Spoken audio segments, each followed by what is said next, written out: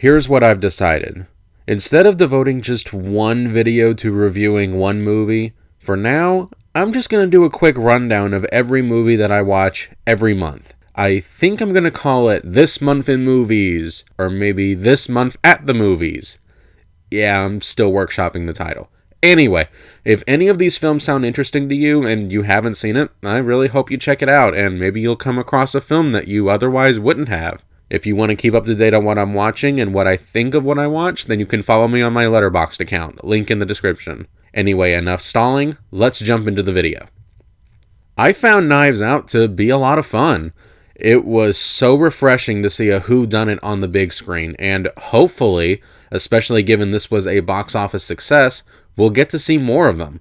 Rian Johnson actually does a good job here of distracting you from the relevant details for the most part, including subverting your expectations by subverting his subversions. This film is both different than what you're expecting, and yet it delivers exactly what it promises. It's not quite as smart or twisty as it thinks it is, but thankfully there's more than enough surprises to make up for that. It's a smart film that'll reward repeat viewings and is a wickedly funny time. I didn't remember liking Unaccompanied Minors all that much when I first saw this several years ago, but then I saw that this was one of Paul Feig's early films and I knew I had to check it out again, just to see if it was as bad as I remembered, and I have to be honest, it's really not. In fact, I would argue this is actually a solid, enjoyable family comedy. While it definitely is trying to channel that Home Alone vibe of kids versus adults, it doesn't ever feel like it's ripping it off. It does actually feel like its own thing. I thought that the relationship that sprouted between the 5 kids was very genuine. It never felt forced. There was a surprising amount of laughs to be found here, and the film's ending is a genuinely poignant conclusion. It's not the perfect Christmas comedy or anything like that, but I think this is a very solid film that deserved better than it got. Shrek is actually quite a bit more intelligent, adult, and funny than I had remembered. The characters are fantastic, the story is great, and it works as both a subversive romance and a straightforward adventure film. This surprisingly holds up very well, and it's very easy to see why this film was so beloved back in the day. Granted, the animation hasn't aged great as one would expect, and it does drown itself a little bit too much in rom-com cliches, but this is otherwise an excellent film. Luz is alright. This is one of those films that's trying really, really hard to be different, and it does so by trying whatever it wants and hoping it sticks. In my opinion, a lot of it doesn't really work, but I have to admire the film regardless for at least trying to be very different. I'm not exactly sure what happened in this film, and I'm sure that's by design, and the film does understand that horror works best under minimalistic conditions. Is it for me? No, but it's definitely a film I could see gaining a cult following over the years. So if this looks interesting to you, then I'd say check it out. I didn't like New Jack City. I found this to be just so incredibly generic and bare bones for a gangster film. This film has the ambitions of an epic crime drama, but is an hour too short to reach the ambitions it so aspires. This film is filled to the brim with Hollywood cliches that undermine the hood feel that this film is trying to capture. There's nothing authentic about how street life is portrayed here. It feels like an elitist and cleaned up interpretation of what they think life on the streets is like. Most of the acting, except from Chris Rock and Wesley Snipes, is wooden. And the film's "drugs are bad" message is repeatedly hammered over and over again, with no room for subtlety or nuance. It's watchable, but there are so many better hood and gangster films out there that there's really not any point to watching this. I have slightly mixed feelings about Ruben Brandt Collector. I like its animation style, and I think the premise is actually really engaging. The issue I had is that some parts of the story feel either confused or too generic, and its ending is honestly just confusing. I get the film is meant to be left a bit open to interpretation, but it honestly feels way too vague. Doing an open-ended ending can work, but I don't think it does here, as the film doesn't feel like it has a satisfactory conclusion. The style is great, and it is nice to see an adult animated film, especially in the thriller genre. And most of the film is entertaining, but I couldn't help but walk away feeling like this could have been better. I loved Uncut Gems. One of the most impressive feats of this film is that the up-and-coming Safdie brothers, who are quickly becoming some of my favorite directors, and Adam Sandler, who delivers a real knockout performance, managed to make me care about the exploits of a character, a moronic, impulsive sleazebag, who, for all intents and purposes, I should hate, and yet for some reason I don't. In fact, I find myself very invested in his story. This film is fast-paced, but it's also a deeply anxiety-driven film that masterfully builds tension and refuses to release it until the ending. The dialogue feels like real people talking, and the soundtrack is incredible. And the film's portrayal of a gambling addiction feels so real and raw that it hurts. This is a deceptively straightforward film that will seriously mess with your head, and I can't wait to see what the Safdie brothers cook up next. A Beautiful Day in the Neighborhood is a nice, pleasant little film. Tom Hanks in particular is incredible as he embodies the warmth and kindness of Fred Rogers without coming across as phony. The core story is simplistic but executed decently. Some of the artistic decisions to tell the story visually work, and some don't. But I appreciate the attempts to help make the film stand out. For what it sets out to do, act as an illustration of Fred Rogers, his personality, and his methodology, it succeeds. Nefta Football Club is one of the live-action shorts that was nominated this year at the Oscars, and it's to date the only one I've seen. In all honesty, this one is just fine. It's competently made, but it isn't really that memorable, with the exception of the short's punchline, which is both clever and genuinely funny. If you have 15 minutes to kill, I'd say it's worth checking out. 1917 is an excellent motion picture experience, and one that you should see on the big screen if you haven't already. The work done here by both director Sam Mendes and director of photography Roger Deakins is nothing short of immaculate. The decision to film this as if it's one continuous camera shot doesn't feel like a gimmick, but rather it's used to enhance the experience. This is a film that wants you to experience as close as it possibly can what being on the battlefield in enemy territory would be like. George McKay is surprisingly excellent in this film, and this film also contains one of my favorite movie moments of the entire year. While the screenplay and characterizations are simplistic, the film's execution is simply astonishing. Menace to Society is one of those films that's difficult to sit through, but is honestly worth checking out. While I wasn't raised in a ghetto, so I have no idea how accurate this film is, this is a film that certainly feels very authentic and raw. The characters all feel like real people and are well acted enough, especially Lorenz Tate and Jada Pinkett Smith, both of whom give incredible performances. The second act does drag, but this is otherwise a great, sobering drama. Let me start off by saying that 1, 2, 3 is a terrible title for a movie, or really any piece of art. It's so bland and generic and tells me nothing about the movie. Anyway, that aside, this is an excellent satire. The plot is very original, the characters are engaging and played by very talented actors, the pacing is tight, and on top of that, it's just funny. Like, really funny.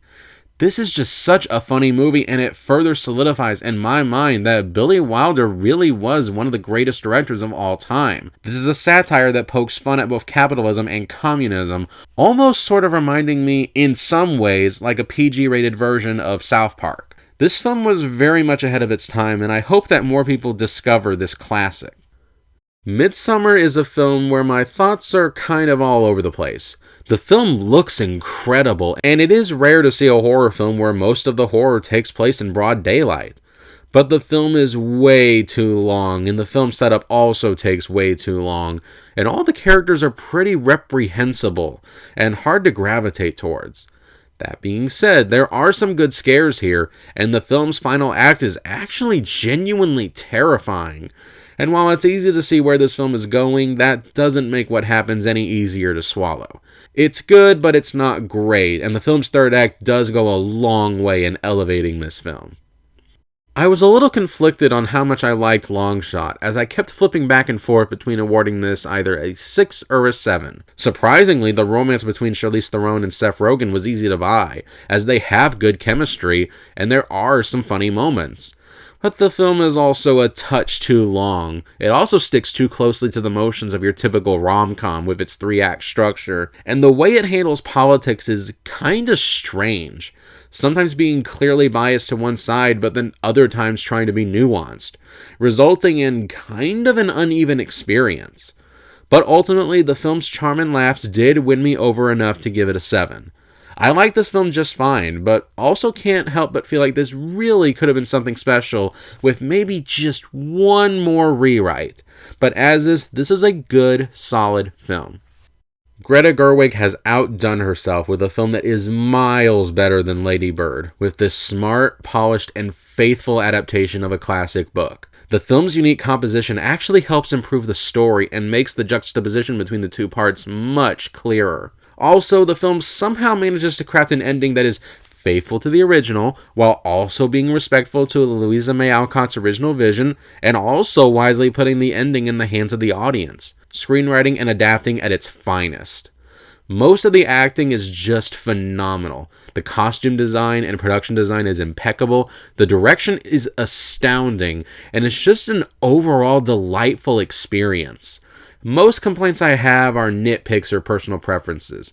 Like, I think Bob Odenkirk was miscast as Mr. March, and I think having the clearly adult Florence Pugh trying to portray a young Amy March is kind of distracting, but everything else about this film is astonishing and greatly overshadows any flaws. Honestly, this feels like the definitive version of the story, and that no other adaptation, past or future, will ever be able to top it. It's just fantastic.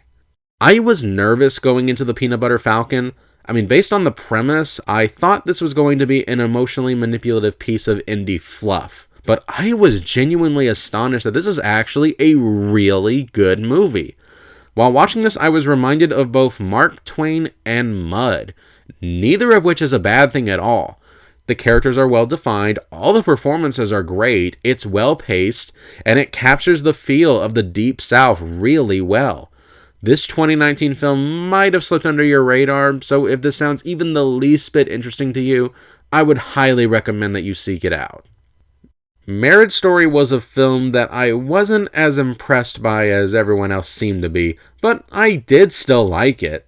Most of the acting was just fine, but not really award-worthy, and the characters are well defined and to some degree sympathetic, albeit some more so than others. And the film is a compelling portrayal of how awful divorce is from basically every conceivable angle. It's a little bit too long and could have been trimmed. I also wasn't as sympathetic with Adam Driver's character as the film wanted me to be. Also, for a film that seems to want to connect very deeply with your average moviegoer, I think having your two leads be incredibly successful and well-known artists was a mistake, because it creates a level of division, making it harder for the audience to connect with the situation of the protagonist. The characters kind of come across as elitist, at least to me, which can work, but it feels like a miscalculation here. There are some incredible scenes in here, including the infamous argument scene and the courtroom scene. This is a good film, but I don't think it's one of the year's best films. Honestly, I thought The Squid and the Whale was a much better Noah Baumbach film about a doomed marriage, but what do I know? Honestly, if it weren't for the fact that Audie Murphy plays himself in this film, then I wouldn't really have a whole lot to say about it. It's honestly just a pretty generic, straightforward, old-fashioned war film. The war action's alright for the time period, and it's engaging enough. Like I said, just for the fact that Audie Murphy plays himself makes this film worth checking out at least once, but it honestly won't have that much of a lasting impact. And to think that I saw it on Mulberry Street is a perfectly fine adaptation of Dr. Seuss's first book, which honestly isn't one of his best works anyway. But this is just fine. The stop-motion animation is decent and tells the story well, even if it doesn't match Seuss's style at all. It's old-fashioned and quaint. If you want to watch this, it's available for free on YouTube, and it's short. It's a passable way to kill 10 minutes, especially if you're a Dr. Seuss fan. It is actually rare for me to say that a film left me speechless, but The Act of Killing is certainly one of those films. This might actually be one of the most disturbing documentaries ever made, as we are asked to witness these men, these criminals and mass killers, as they not only describe their killings and not only openly brag about them, but to then reenact them in an overly glamorized fashion for the camera, resulting in some truly disconcerting sequences. It's incredibly difficult to watch, but it's also mandatory viewing, as well as kind of fascinating as you are confronted head-on with the psyche and thought processes of these men. This is an important documentary, and if you think you can stomach the tough material, you should definitely check it out. Polaroid is exactly what you would expect. Nothing more, nothing less. It is actually astonishing how by the numbers this film is. If you've seen a PG-13 supernatural horror film in the last 10 years, you've seen this film. There's honestly not much to say about this one. It exists, it's dull, and it's not awful, but it's not worth your time. I really liked Ad Astra. I thought this was such a great film. The visual effects are stunning, Brad Pitt's character is compelling and well-defined, the sci-fi speculation feels very real, like this is an accurate glimpse into what the future holds for us, and it's a slow-burn exploration of what it means to be alone, and it's very effective at that. If you're not into slow-paced movies, this one probably won't change your mind, but if you're patient, I think you'll be rewarded with a compelling and rich, light sci-fi story. Talk about a film that was such a disappointment. 8 Heads in a Duffel Bag boasts an incredible high-concept premise, but it doesn't take advantage of it. The pacing and timing of the plot, jokes, and gags just feel so off. And in comedy, timing is extremely crucial. This entire film just comes across like an unpolished first draft. Joe Pesci actually does give a good performance, and the concepts are here. It's just the film seems to be stuck in high-concept comedy hell. It's not the worst thing ever, but this is not a good film.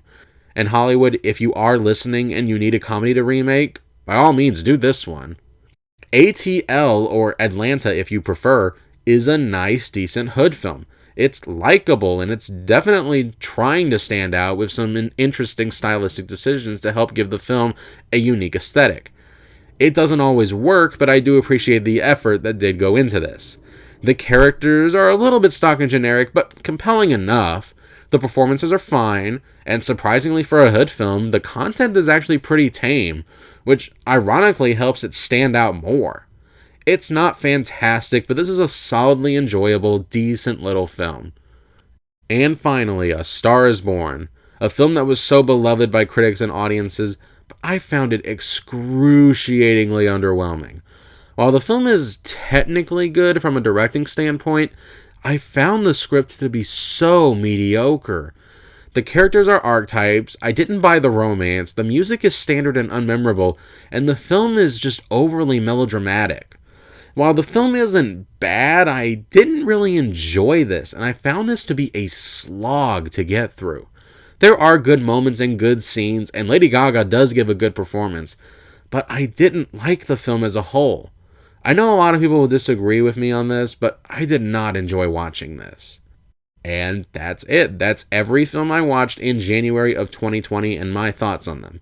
If you enjoyed the video, please consider giving it a like and sharing it. If you'd like to see more videos like this in the future, please subscribe so that you don't miss it. I've also been trying this thing where I take 1-second clips from every minute of films, and I combine them together, and I'm currently at 27.